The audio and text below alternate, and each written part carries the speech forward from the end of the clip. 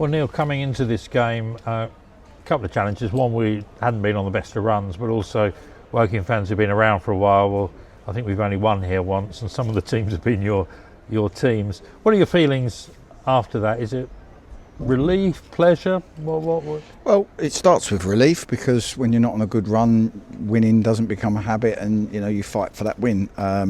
Starts with relief that we, after probably our fourth meeting on set pieces yesterday to try and nail them down and be better at them, we did them really well today. Long throws came in, we headed them clear, we got second phase, we defended our box like it, do or die, like it meant something to us.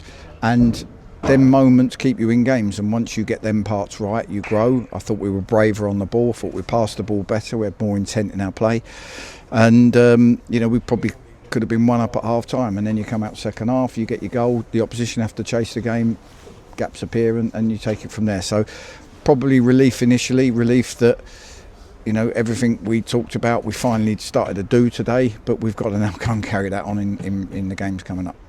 And as you say, we hit the bar in the first half and had some good possession, but it's still 0-0, which still it'd be easy to drop back into your shell, wouldn't it? So it's bravery in the second half. Yeah, and we've said to the players, all me and Simon as management team ask them to do is be brave, want the ball, don't be afraid to make mistakes, because we don't do blame culture. Defend as a team and work incredibly hard for each other without the ball and get our 1v1 defending right, and then defend your box like lions.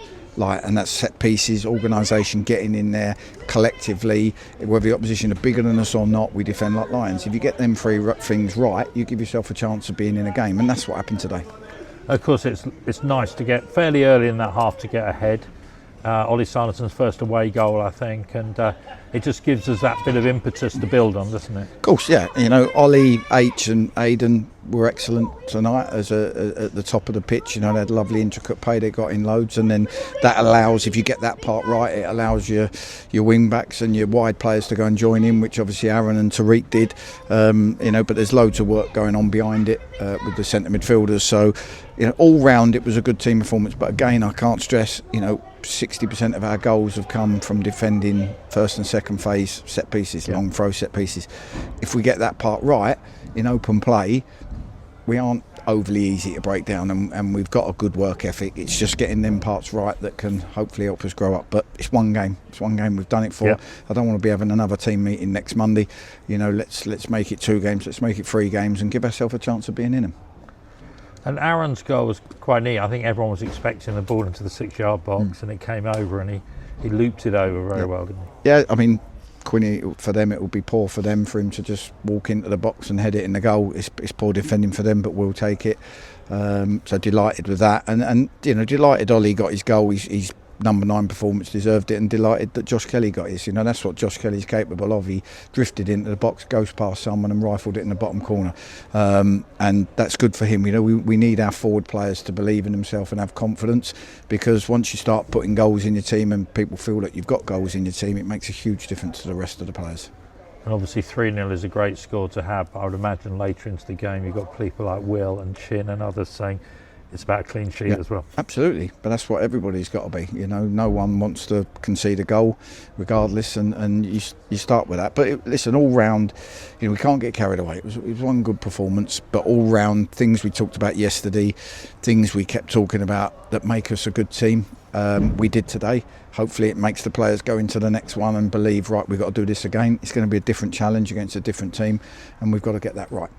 And you've said it quite a bit this season, and I'm sure it'll come up again, but looking ahead now to Truro, the word consistency. Yeah, back to back, you've got to try and put another performance in. We need to take that expectation that, we should win, we're at home, we're playing a team down. It doesn't work like that. The fans, everybody, it might be a tense affair, it might be totally different to today, and we've got to solve the problems. But it all starts with not giving the opposition easy goals.